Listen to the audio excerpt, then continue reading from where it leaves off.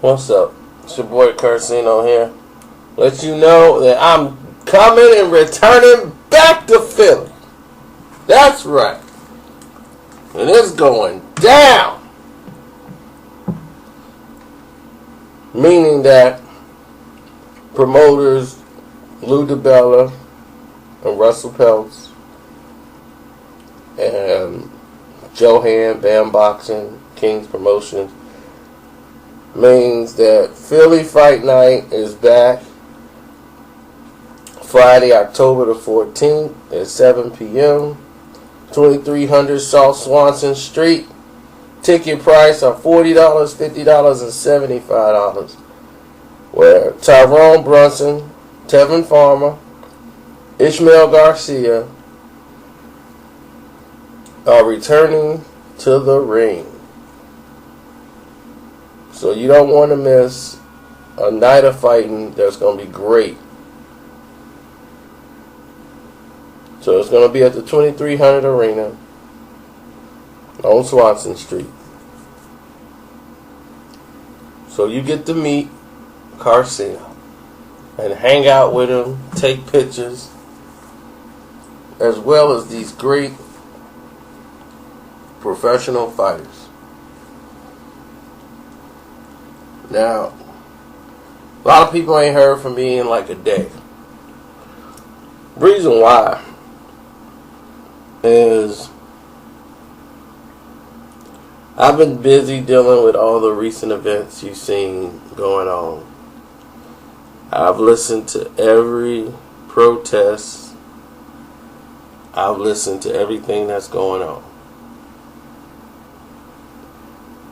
So when I come to Philly, I'm not coming there to kick it off with somebody. I have no reason for that. I never dissed anybody's city, so.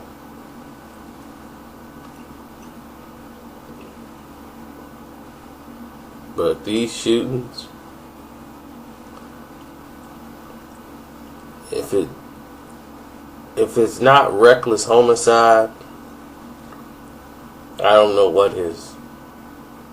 I'm just trying to figure out how could this not be a conspiracy to start something.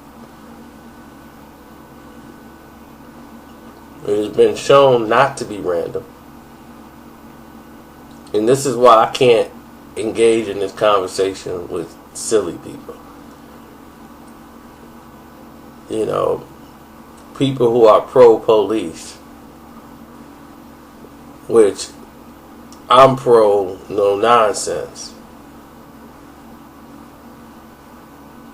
How can you use somebody's criminal record that has nothing to do with the incident at hand against them?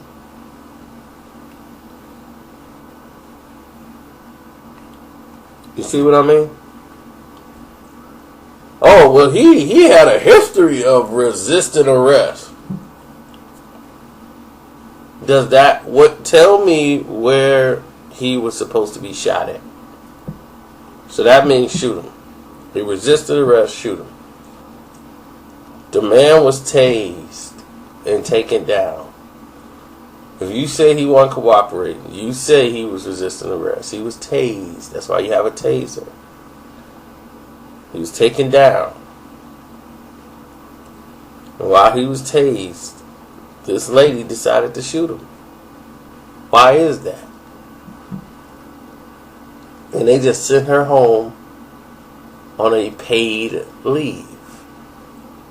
So she's being paid while all this is going on to sit at home and watch everything unfold.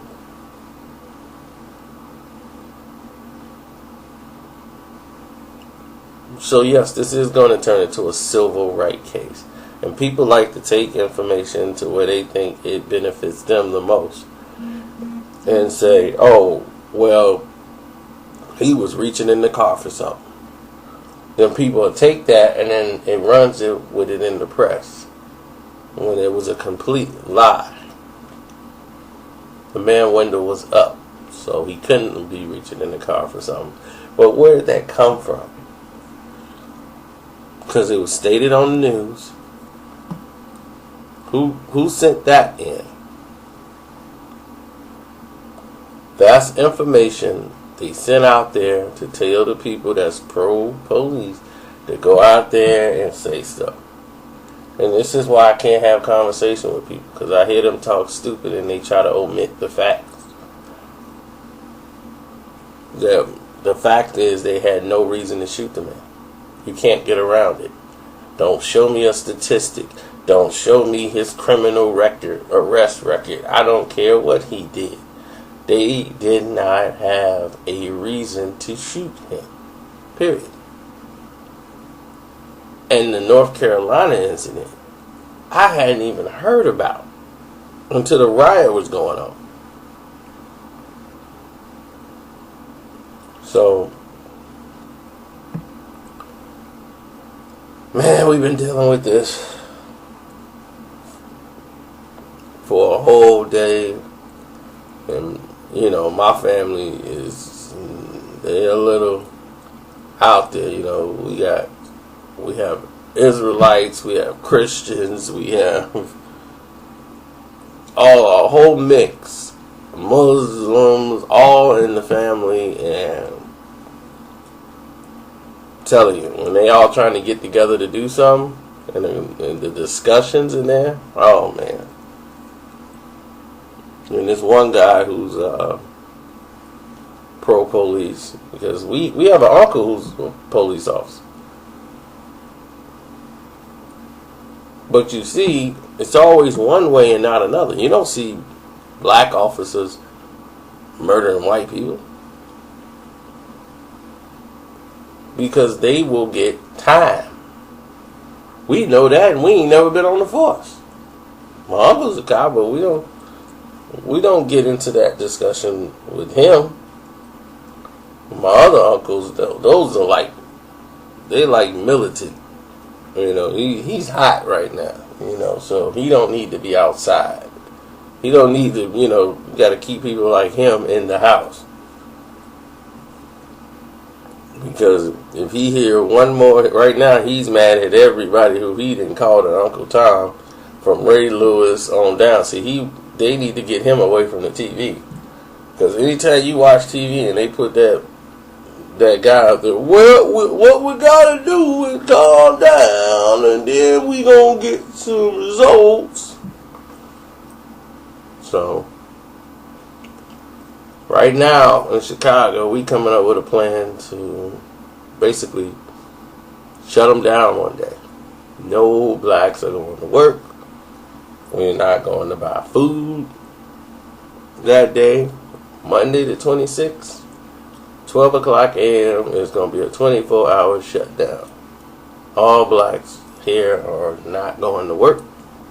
We ain't buying nothing.